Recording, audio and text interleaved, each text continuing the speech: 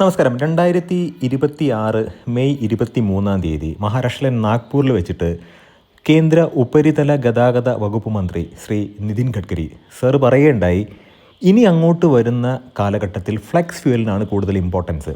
അതായത് E85 to E100 എന്ന് പറഞ്ഞിട്ടുണ്ടെങ്കിൽ 100% എഥനോൾ അടങ്ങിയ ഫ്യൂവൽ എന്നുള്ളതാണ്.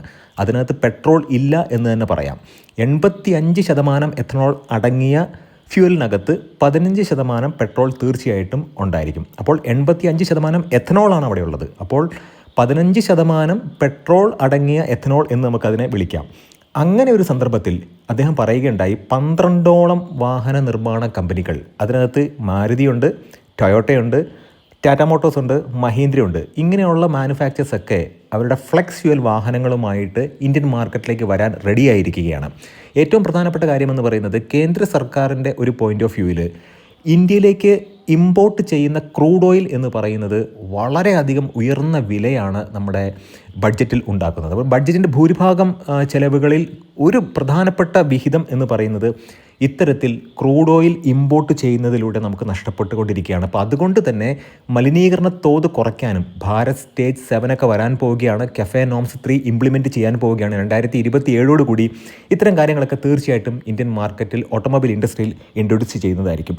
അങ്ങനെ നോക്കുമ്പോഴത്തേക്കും ഏകദേശം ടൊയോട്ട ഒരു 1.5 വർഷത്തിനുള്ളിൽ ഇന്ത്യൻ മാർക്കറ്റിൽ ബയോ എഥനോൾ ഉപയോഗിച്ചുകൊണ്ടുള്ള വാഹനങ്ങൾ മാർക്കറ്റിലേക്ക് കൊണ്ടുവരും എന്നുള്ള വാർത്തകളൊക്കെ വരുന്നുണ്ടായിരുന്നു. പക്ഷേ പ്രധാനമായിട്ടും നമ്മൾ മനസ്സിലാക്കേണ്ട ഒരു കാര്യം, മാരുതി സുസുക്കി ഇന്ന് 2026 ജൂൺ 4 അവരുടെ ആദ്യത്തെ ഫ്ലെക്സ് ഫ്യൂവൽ വാഹനം അൺവീൽ ചെയ്തിരിക്കുകയാണ്. അൺവീൽ ചെയ്യുക എന്ന് പറഞ്ഞിട്ടുണ്ടെങ്കിൽ ജസ്റ്റ് ഒന്ന് ഷോക്കേസ് ചെയ്തിരിക്കുകയാണ്. നമുക്കറിയാം 2024-25 കാലഘട്ടങ്ങളിലൊക്കെ ഡൽഹിയിലെ ഓട്ടോ എക്സ്പോ, ഇപ്പോൾ നമ്മൾ പറയുന്നത് ഭാരത് മൊബിലിറ്റി ഓട്ടോ ഷോ അല്ലെങ്കിൽ ഓട്ടോ എക്സ്പോ എന്നൊക്കെയാണ് നമ്മളതിനെ പറയുന്നത്. അവിടെ ഇത്തരത്തിലുള്ള വാഹനങ്ങൾ അവരുടെ ഫ്ലെക്സ് ഫ്യൂവൽ വേർഷനായിട്ടുള്ള വാഗണാറിൻ്റെ ഫ്ലെക്സ് ഫ്യൂവൽ, അതുമാത്രമല്ല ഫ്രോങ്സിൻ്റെ ഫ്ലെക്സ് ഫ്യൂവലൊക്കെ അവർ ഷോക്കേസ് ചെയ്തിട്ടുണ്ടായിരുന്നു. ഇന്ന് 2026 ജൂൺ 4 മാരുതി സുസുക്കി വാഗണാറിൻ്റെ ഫ്ലെക്സ് ഫ്യൂവൽ വേർഷൻ ഇന്ത്യൻ മാർക്കറ്റിൽ ഷോക്കേസ് ചെയ്തിട്ടുണ്ട്. തീർച്ചയായിട്ടും ഇനി അങ്ങോട്ട് വരുമ്പോൾ ഈ ഒരു വാഹനത്തെ അൺവീൽ ചെയ്യും. ഇന്ത്യൻ മാർക്കറ്റിൽ 2027 ഏകദേശം ഒരു 10,000 മുകളിൽ അല്ലെങ്കിൽ 10,000 ഫ്ലെക്സ് ഫ്യൂവൽ വാഹനങ്ങൾ സെയിൽ ചെയ്യാൻ വേണ്ടിയിട്ടാണ് കമ്പനിയുടെ ഒരു ടാർഗറ്റ് എന്ന് പറയുന്നത്. ഇന്നത്തെ വ്ളോഗിലൂടെ നമ്മൾ ഡിസ്കസ് ചെയ്യാൻ പോകുന്നത് മാരുതി സുസുക്കി വാഗണാർ ഫ്ലെക്സ് ഫ്യൂവലിനെ കുറിച്ചിട്ടാണ്. തീർച്ചയായിട്ടും ഈ ഒരു കോണ്ടന്റ് ഉപകാരപ്രദമാകും എന്ന് വിശ്വസിക്കുന്നു. എഞ്ചിൻ ബേയുടെ മറ്റൊരു വ്ളോഗിലേക്ക് ഏവർക്കും ഹാർദമായ സ്വാഗതം. നമ്മുടെ വ്ളോഗും നമ്മുടെ കോണ്ടന്റുകളൊക്കെ നിങ്ങൾക്ക് ഉപകാരപ്രദമാകുന്നുണ്ടെങ്കിൽ തീർച്ചയായിട്ടും നമ്മുടെ ചാനലിൽ സപ്പോർട്ട് ചെയ്യുക, സബ്സ്ക്രൈബ് ചെയ്യുക, മാക്സിമം ലൈക്ക് ചെയ്യുക, ഷെയർ ചെയ്യുക, കമൻറ്റ് ചെയ്യുക. ഇപ്പോൾ പ്രൊഡക്ഷൻ സ്പെക് മോഡൽ വാഗണാറാണ് ഇന്ന് ഇൻട്രൊഡ്യൂസ് ചെയ്തിട്ടുള്ളത്. ഇതിന് പുറകെ ഫ്രോങ്സിൻ്റെ ഫ്ലെക്സ് ഫ്യൂവലും ഇന്ത്യൻ മാർക്കറ്റിലേക്ക് തീർച്ചയായിട്ടും മാരുതി സുസുക്കി ഇൻട്രൊഡ്യൂസ് ചെയ്യുന്നതായിരിക്കും. നമ്മൾ മനസ്സിലാക്കേണ്ട ഒരു കാര്യം എന്ന് പറയുന്നത്, ഇപ്പം 2026 പ്രകാരം വാഗണാറിൽ 2 എഞ്ചിനാണുള്ളത്, 2 ടൈപ്പ് എഞ്ചിനാണുള്ളത്. ഒന്ന് കേട്ടൻ സി എന്ന് പറയുന്ന എഞ്ചിൻ, 3 സിലിണ്ടർ എഞ്ചിനാണ്. നമുക്കറിയാം അത് ആ ഒരു വാഹനത്തിൻ്റെ പവറും കാര്യങ്ങളൊക്കെ നമുക്ക് കമ്പാരിറ്റീവ്ലി കുറവായിരിക്കും. എന്നാൽ പോലും CNG ഒക്കെ ഫിറ്റ് ചെയ്തിട്ട് വരുന്നത് ആ കേട്ടൻ സി എന്ന് പറയുന്ന എഞ്ചിനിലാണ്. പിന്നെ ഉള്ളത് K12N എന്ന് പറയുന്ന 4 സിലിണ്ടർ എഞ്ചിനാണ്. 89 bhp പവറും 113 Nm ടോർക്കും ജനറേറ്റ് ചെയ്യുന്നുണ്ട്. നമ്മൾ K12M ഒക്കെ നോക്കുകയാണെന്നുണ്ടെങ്കിൽ 83 bhp പവറാണ്. പക്ഷേ ഇവിടെ 89 bhp പവറുണ്ട്.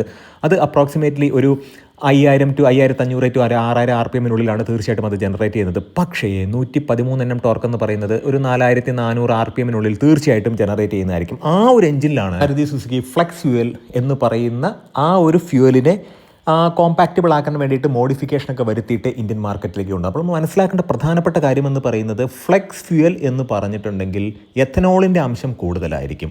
അത്തരത്തിൽ കൂടുതൽ എഥനോൾ കലർന്ന ഫ്യൂവൽ ഉപയോഗിച്ച് ഓടാനായിട്ട് പെട്രോളിൽ മാത്രം ഓടാൻ വേണ്ടി ഡിസൈൻ ചെയ്ത ഈ K12N എന്ന് പറയുന്ന എഞ്ചിനെ കാര്യമായിട്ട് അവർ മാറ്റിയിട്ടുണ്ട് എന്നുള്ളതാണ്. ഫ്യൂവൽ ലൈനിലും ഇഞ്ചക്ടറിലും ഒക്കെ കാര്യമായിട്ടുള്ള ചേഞ്ച് കൊണ്ടുവന്നിട്ടുണ്ട്. ECUവിൽ കാര്യമായിട്ടുള്ള റീമാപ്പിംഗ് നടന്നിട്ടുണ്ട്. തീർച്ചയായിട്ടും എത്ര കണ്ട് പവർ ഡ്രോപ്പ് ഉണ്ടാകും എന്ന് നമ്മൾ കണ്ടറിയേണ്ടതായിട്ടുണ്ട്. വാഹനം ഓടിക്കുമ്പോഴാണ് നമുക്കത് മനസ്സിലാവുകയുള്ളൂ. കാരണം ഈ ഒരു എഞ്ചിൻ ഡിസൈൻ ചെയ്തിട്ടുള്ളത് പെട്രോളിൽ ഓടാൻ വേണ്ടിയിട്ടാണ്. ഇപ്പോൾ ഫ്ലെക്സ് ഫ്യൂവൽ വരുമ്പോഴത്തേക്കും പെട്രോളിൽ ഇമ്പ്യൂരിറ്റി എന്നുള്ള രീതിക്ക് നമുക്കിതിനെ കാണാൻ കഴിയും. കാരണം എഥനോൾ എന്ന് പറയുന്നത് ഫ്ലെക്സ് ഫ്യൂവലിൻ്റെ അല്ലെങ്കിൽ പെട്രോളിൽ ഓടുന്ന ഒരു എഞ്ചിനെ സംബന്ധിച്ചിടത്തോളം പെട്രോളിൻ്റെ അംശം കുറവും എഥനോളിൻ്റെ അംശം കൂടുതലുമാണ്. അപ്പോൾ അതൊരു ഇംപ്യൂർ എന്നുള്ള രീതിക്ക് ആ ഒരു എഞ്ചിൻ കാണുകയും അതിനാവശ്യമായിട്ടുള്ള മോഡിഫിക്കേഷൻ തീർച്ചയായിട്ടും ഇതിനകത്ത് വരുത്തിയിട്ടുണ്ട്. കലോറിക് വാല്യൂ ഒക്കെ എത്ര വരും എന്നുള്ളത് നമ്മൾ കണ്ടറിയേണ്ടതാണ്. അതിനനുസരിച്ചായിരിക്കും ഈ ഒരു എഞ്ചിൻ്റെ പവർ നമുക്ക് മനസ്സിലാക്കാൻ കഴിയുന്നത്. കാരണം ഇതിൻ്റെ സ്പെക്കോ കാര്യങ്ങളോ ഒന്നും കമ്പനി ഇപ്പം അൺവീൽ ചെയ്തിട്ടില്ല.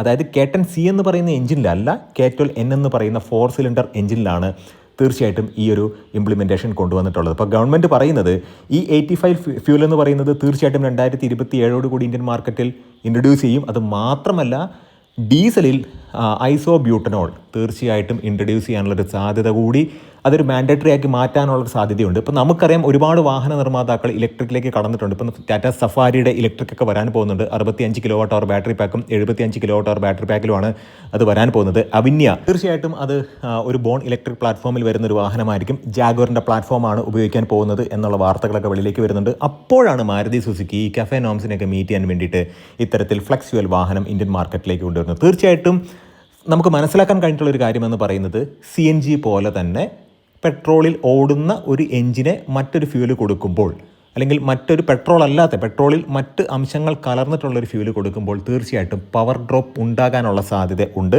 പക്ഷേ ഈ ഒരു വാഹനം ഓടിച്ച് നോക്കിയിട്ട് ഈ ഒരു വാഹനത്തിൻ്റെ റെസ്പോൺസ് എങ്ങനെയുണ്ടെന്ന് റിയൽ ലൈഫ് എക്സ്പീരിയൻസ് ആണ് കസ്റ്റമേഴ്സിന് അറിയേണ്ടതായിട്ടുള്ളത്. ഇനി വരുന്ന ദിവസങ്ങളിൽ തീർച്ചയായിട്ടും മാരുതി സുസുക്കി ഈ ഒരു വാഹനത്തിൻ്റെ സ്പെക്ക് കാര്യങ്ങളൊക്കെ വെളിയിലേക്ക് വിടും. തീർച്ചയായിട്ടും നമ്മൾ മനസ്സിലാക്കേണ്ട ഒരു കാര്യം എന്ന് പറയുന്നത് ഇനി അങ്ങോട്ട് ഫ്ലെക്സ് ഫ്യൂലിൻ്റെ കാലഘട്ടം തന്നെയാണ്. ടാറ്റ മോട്ടോഴ്സ് അവരുടെ പഞ്ചിൻ്റെ ഫ്ലെക്സ് ഫ്യൂൽ വേർഷൻ ഇന്ത്യൻ മാർക്കറ്റിലേക്ക് കൊണ്ടുവരും. ടയോട്ട എന്തൊക്കെയോ ചെയ്യാനുള്ളൊരു പ്ലാനുണ്ട്. തീർച്ചയായിട്ടും അവരുടെ കോൺസെൻട്രേഷൻ എന്ന് പറയുന്നത് ഇലക്ട്രിക്കിൽ അല്ല. തീർച്ചയായിട്ടും ഡൽഹി പോലെയുള്ള NCRലായിരിക്കും ആദ്യം തന്നെ ഇത്തരത്തിലുള്ള E85 to E100 അതായത് ഫ്ലെക്സ് ഫ്യൂൽ അത്തരത്തിലുള്ള പെട്രോൾ പമ്പ് നമുക്ക് പറയാൻ കഴിയുമോ എന്നറിയില്ല, അത്തരത്തിലുള്ള ഡിസ്പെൻസർ കാര്യങ്ങളൊക്കെ വരുന്നത്.